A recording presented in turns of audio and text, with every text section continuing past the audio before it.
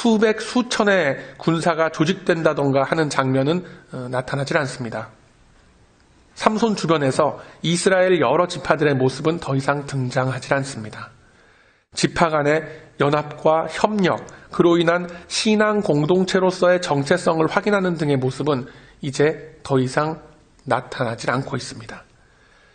즉 이것은 공동체로서의 이스라엘은 이제 완전히 죽은 상태임을 나타내는 중요한 대목이기도 합니다.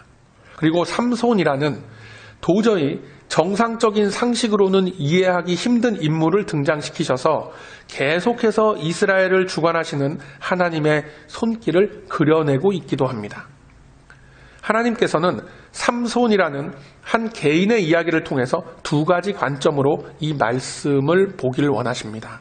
첫 번째 관점은 뻔히 속이 들여다보이는 드릴라의 유혹에 속수무책으로 무너지는 삼손의 모습을 보는 겁니다. 이 삼손의 모습을 통해서 주님은 인간 내면에 달라붙어 있는 죄악의 찌꺼기가 얼마나 끈적끈적 달라붙어 있는지를 보여내십니다. 우리들이 이미 잘 알다시피 드릴라는 집요하게 삼손을 유혹합니다. 정상적인 사고와 판단력을 가진 사람이라면 이런 식으로 접근해 들어오는 드릴라의 유혹에 대해서 이상함을 느끼고 경계하는 것이 지극히 정상입니다. 그러나 삼손은 그가 가진 능력과 힘에 비해서 너무나 마음이 유약했고 사실을 직시할 만한 그 영의 눈은 전혀 갖추지 못한 인물이었습니다. 삼손을 보면 그가 3차례나 이전에 드릴라의 유혹을 뿌리쳤던 것이 오히려 대단하게 여겨질 정도입니다. 우리들은 이 삼손의 연약함을 통해서 사명감을 잃은 유약한 한 영혼의 철저한 몰락을 지켜보게 되는 것입니다. 배틀드 워먼 신드롬이라는 것이 있습니다. 매맞는 아내에 대한 연구 결과인데 남편에게 상습적인 폭행을 당하는 여성이 처음에는 당황하고 또 분노에 휩싸이지만 금방 잘못을 시인하고 사과하는 그 남편 앞에서 별다른 대응을 하지 못하고 다음에는 저 사람이 안 그러겠지라는 막연한 희망을 갖게 된다고 합니다. 그렇지만 이내 또 다른 폭력이 이어지고 곧이어 남편의 사과와 함께 뉘우치는 듯한 그 모습을 보면서 반항을 하기보다는 그 상황에 무감각해진다고 합니다. 계속해서 이어지는 그 부부간의 긴장, 그리고 이어지는 폭력 행사, 그리고 또 이어지는 그 사과의 행위 속에서 어느덧 이 여인은 남편의 폭력이 상대방의 잘못이 아닌 자신의 잘못으로 인한 것으로 생각하게 됩니다.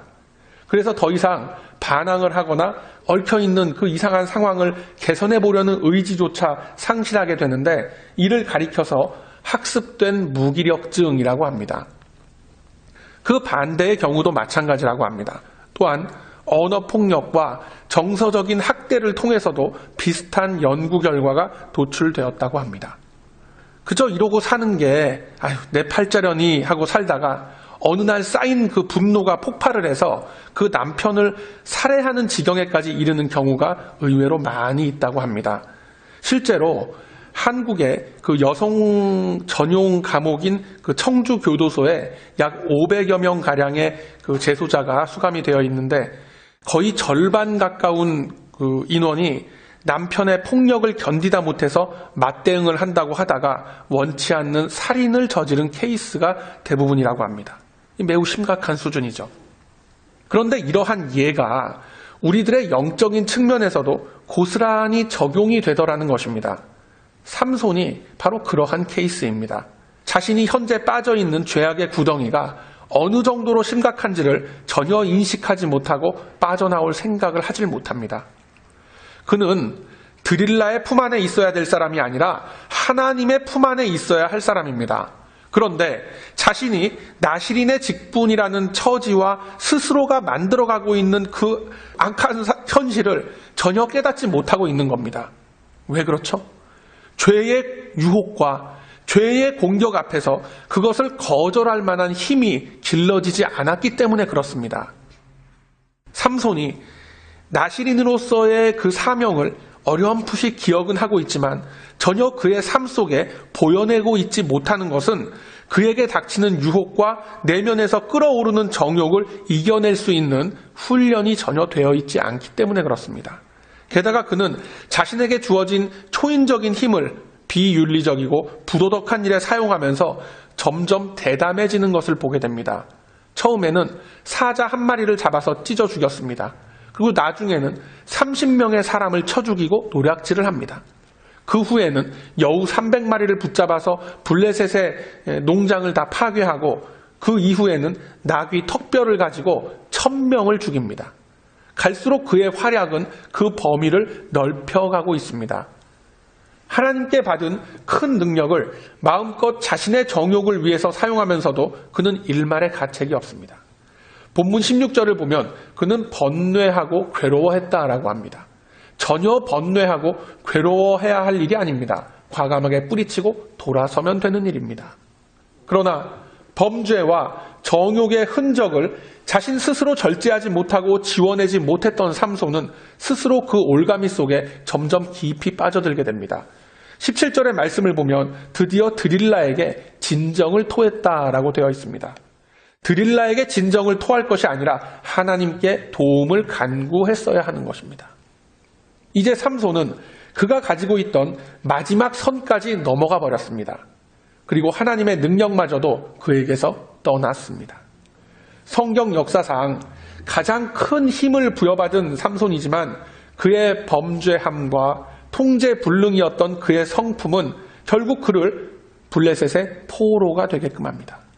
이제 주님이 보여주시는 두 번째 관점은 너무나 암울한 시대적 정황 속에서도 끝까지 이스라엘을 보존해 가시려는 하나님 스스로의 모습을 발견해내는 것입니다. 나시린으로 부르심을 입은 삼손이지만 전혀 나시린다운 모습은 보여내고 있지 못합니다. 절제된 생활을 하도록 되어 있었지만 그는 문란한 성도덕과 방탕하고 폭력적인 삶을 살아갑니다. 나시린으로서 수태고지를 받고 믿음의 가정에서 자라난 삼손이 이 정도라면 당시의 시대적인 상황과 그 수준은 더 이상 표현하지 못할 정도의 극심한 타락과 함께 어두워져 있는 상태였음을 우리가 쉽게 짐작할 수 있는 것입니다. 어느 정도였느냐면 이 14장의 첫 장면은 나시린인 삼손이 블레셋 여인을 아내로 취하는 장면이 보여집니다. 나시린이 혼인을 하는 것도 좀 의외지만 게다가 상대는 이방 여인입니다. 신실했던 삼손의 부모는 기겁을 하고 뜯어 말립니다. 그러나 하나님께서는 이 일을 인하여 삼손이 블레셋의 중심부에 다가서는 계기로서 사용을 하십니다. 또한 그의 괴력을 이용해서 블레셋 사람이 경작하던 농장을 불을 질러서 초토화시켜버리죠. 뿐만 아니라 블레셋과의 전의를 완전히 상실한 이스라엘은 삼손을 골칫거리로 여겨서 그를 체포하기에 이르릅니다. 이제 완전히 무기력한 이스라엘은 하나님께서 능력을 부어주신 괴력의 사나이 삼손을 이용해서 블레셋을 무찌르려는 생각은 아예 하지도 못합니다.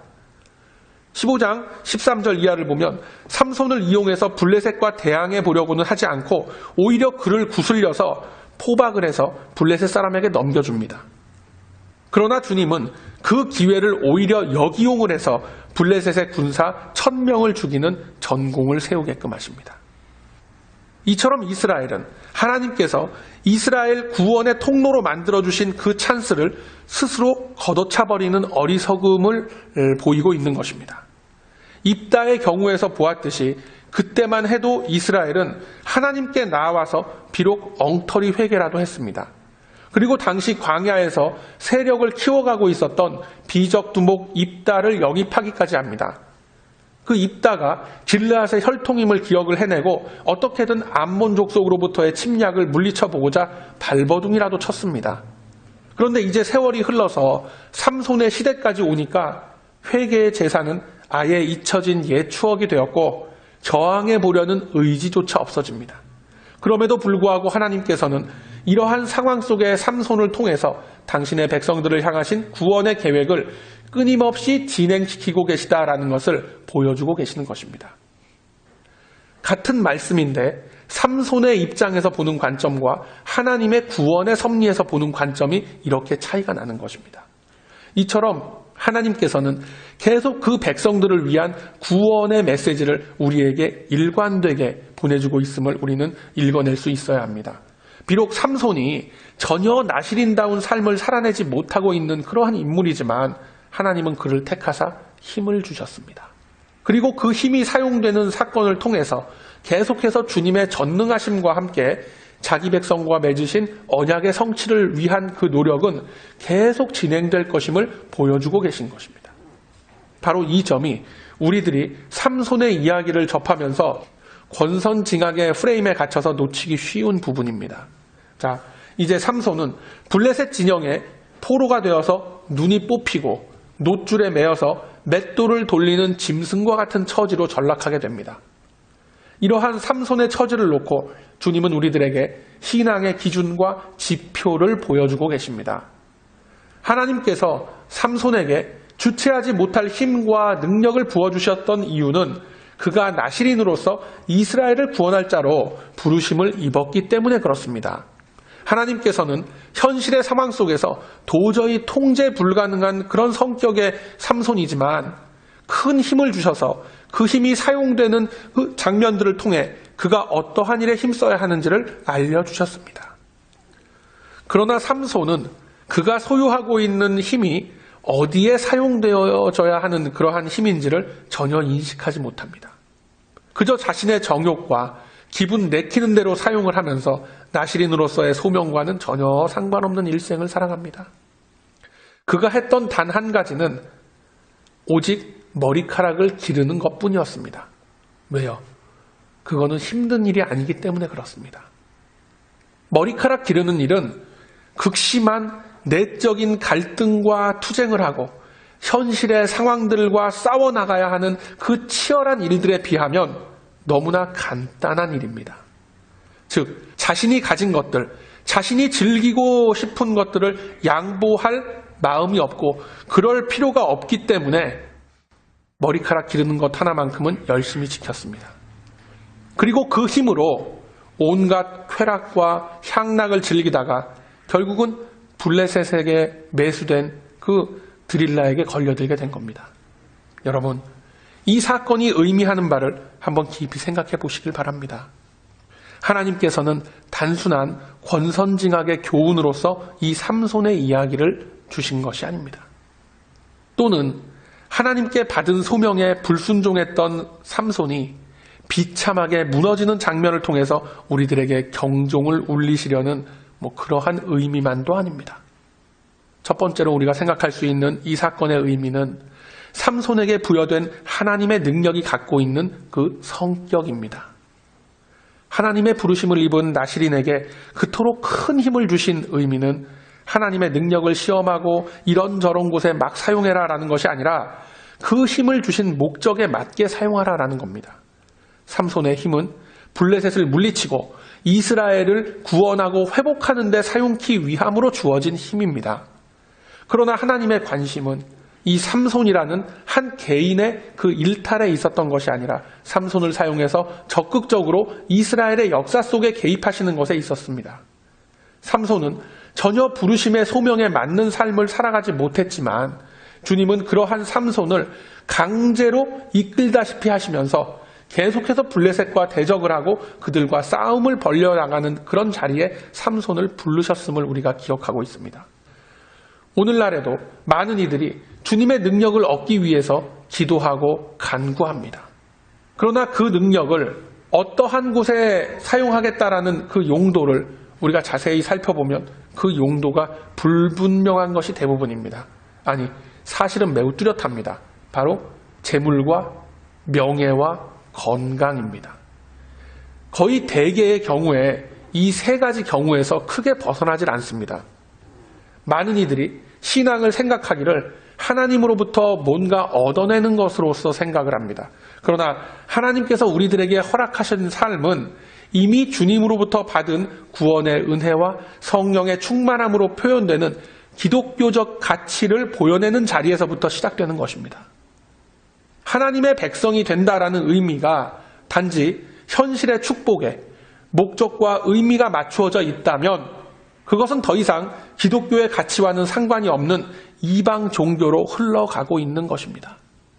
하나님께서는 이미 삼손에게 충분히 힘자랑을 할 수 있는 기회들을 주심으로 해서 그가 보유하고 있는 힘으로 그가 행해야 할 일들이 어디에 있다라는 것을 끊임없이 보여주셨습니다. 그러나 영적인 시체 상태였던 그 삼손은 그 큰 힘과 능력을 단지 성적인 쾌락과 유흥을 즐기는 것에 다 소비하고 말았습니다. 우리가 두 번째로 생각해 볼 수 있는 이 사건이 담고 있는 또 다른 의미는 그 힘의 원천이 어디서부터 임하였던 것인가라는 것을 보는 것에 있습니다. 여러분, 삼손이 누릴 수 있었던 큰 힘의 원천은 그의 긴 머리카락 자체에 있었던 것이 아닙니다. 머리카락을 기른다라는 것은 일종의 그림자입니다. 실체는 하나님의 임재하심이었습니다. 머리카락을 기르는 것에 그 힘을 주신 것은 삼손과 그의 시대에서 이해할 수 있는 수준의 코드로서 말씀하신 것뿐입니다.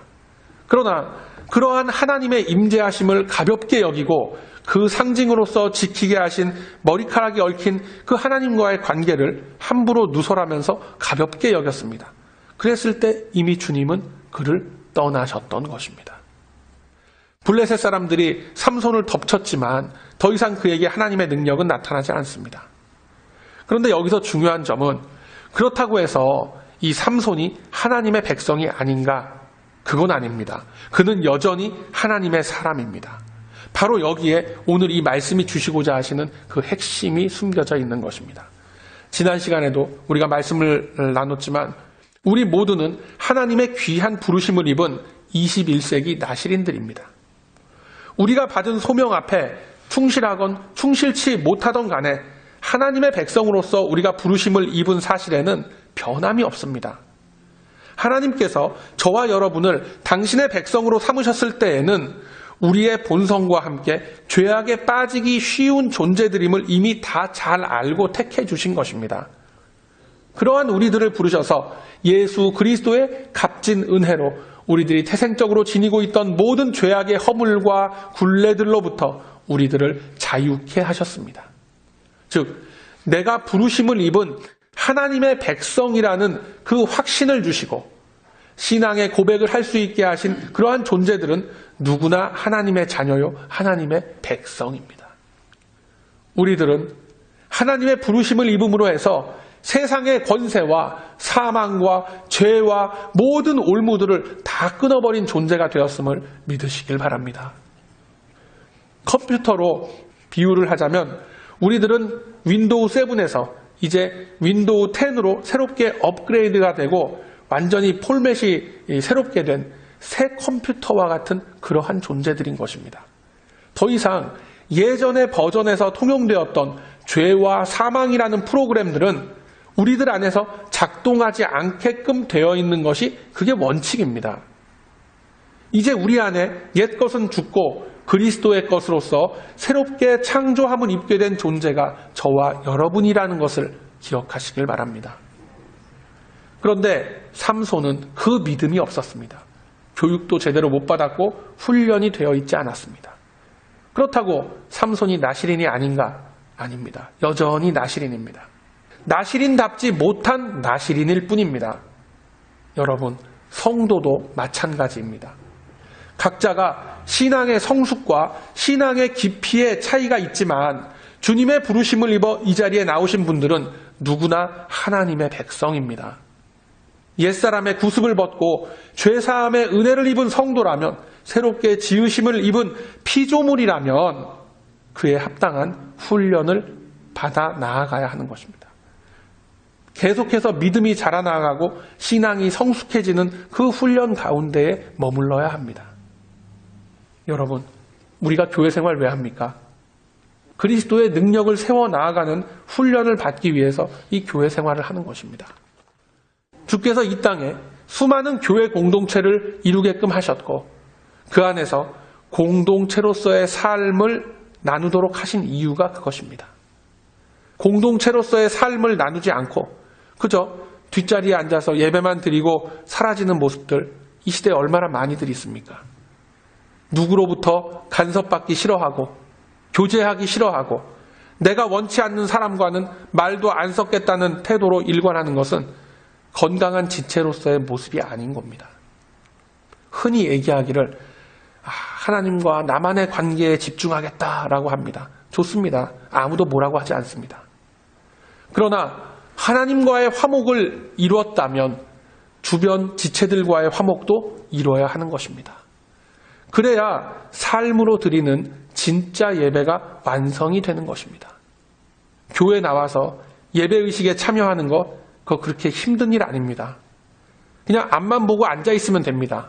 그러나 삶 속에서 드리는 예배는 그렇지가 않습니다. 옆도 쳐다봐야 하고 뒤도 돌아봐야 합니다. 꼴 보기 싫은 사람과 억지로 마주 앉아 있어야도 하고 말하기 싫은 사람과 화목을 이루어야도 합니다.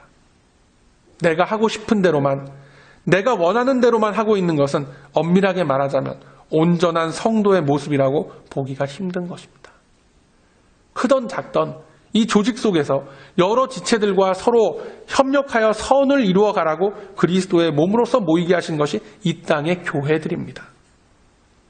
저와 여러분은 이미 삼손 못지않은 은혜를 충분히 넘치도록 받은 그러한 존재들입니다. 그렇다고 해서 아무런 시험과 역경이 우리들의 앞에 없단 말인가? 그렇지는 않습니다. 현대판 드릴라가 옆에서 쉬지 않고 유혹을 합니다.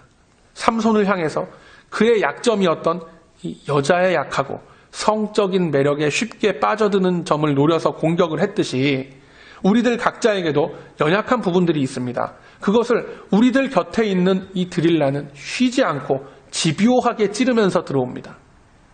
그럴 때 우리들은 이미 받은 이 말씀의 능력을 실제로 활용해서 싸워 나아가야 하는 것입니다. 이 현대판 드릴라의 유혹 앞에서 받은 하나님의 그 힘과 그 말씀의 능력을 우리는 발휘할 수 있어야 합니다. 여러분, 우리들은 자신의 내면에서 솟아오르는 육체의 정욕과 안목의 정욕과 이생의 자랑 앞에서 단호하게 잘라낼 수 있는 그런 능력과 힘이 우리에게 다 있습니다. 그러나 그 힘을 그러한 곳에 사용치 않고 그저 육신의 요구들을 해소하는 데에 우리 역시 소진하고 있습니다. 누구처럼요? 삼손처럼 그저 다 소비해버립니다. 16절과 17절 말씀 보면 삼손은 닥친 유혹 앞에서 번뇌하고 괴로워하면서 결국은 드릴라에게 모든 것을 다 털어놓습니다. 즉 드릴라를 놓치기 싫은 그 육신의 정욕 앞에서 그는 하나님께서 베푸신 마지막 은혜마저 걷어차버리는 어리석음을 범하고 있는 것입니다. 그러고도 하나님의 능력이 자신에게서 떠난 것을 알지 못합니다. 이러한 문제를 성경은 이렇게 말씀합니다.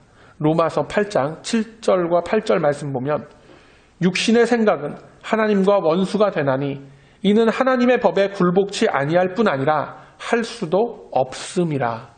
육신에 있는 자들은 하나님을 기쁘게 할 수 없느니라 라고 말씀합니다. 사랑하는 우리 베다니 가족 여러분, 이것이 비단 삼손에게만 일어나는 일이겠습니까? 이 시대를 살아가고 있는 우리들에게도 동일하게 나타나는 문제들입니다. 이 시대에 수많은 교회들이 있고 수많은 크리스찬이 있습니다. 그러나 아무도 말씀의 능력을 하나님의 뜻대로 사용하는 데에는 관심이 없습니다.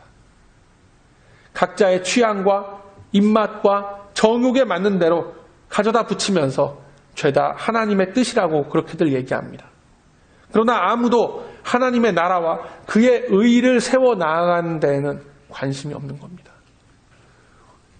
하나님을 버리라고, 하나님을 떠나라고 유혹하는 그 드릴라의 집요한 꾀임에 다들 넘어가 버리고 많은 시대가 우리들이 살아가고 있는 이 시대입니다. 우리들은 삼손의 무너지는 모습을 보면서 혀를 차기도 합니다. 아니 어떻게 그토록 막강한 힘을 받고 나서 어떻게 저렇게 할 수 있을까? 어쩌면 저토록 무지하고 이렇게 엉망으로 살아갈 수 있을까? 이러한 마음으로 삼손을 바라보지만 사실은 그것이 바로 저와 여러분의 실존하는 모습임을 잊어서는 안 됩니다. 이미 성령께서 우리 안에 동거하시고 믿음의 공동체를 이루게 하셨음에도 불구하고 드릴라의 품을 사모하면서 찾아 들어가는 것이 이 시대의 수많은 성도들의 모습임을 우리들은 부인할 수 없습니다. 어쩌면 우리들의 모습은 이미 눈알을 뽑히고 블레셋에 사로잡혀서 맷돌을 돌리고 있는 그러한 모습일지도 모릅니다. 세상 권세를 쥐고 있는 드릴라와 같은, 블레셋과 같은 세상의 힘에 눌려서 눈이 뽑히고 쇠사슬에 매여 있는 줄도 우리는 느끼고 있지 못할 수 있습니다. 그저 신나게 돌리고 있는 이 맷돌이 무엇을 의미하는 줄도 모르고 그저 하루하루 허덕이는 삶을 살아가면서 점점 죽어가고 있는 모습이 우리들의 모습일런지 모릅니다. 그러나 여러분, 우리에겐 결코 외면할 수 없는 부르심의 은혜가 있고 주어진 말씀의 능력이 있습니다. 그것으로 인하여 이 땅에 하나님의 통치와 그의 나라를 이루어가야 하는 거룩한 사명이 우리들에게 있습니다.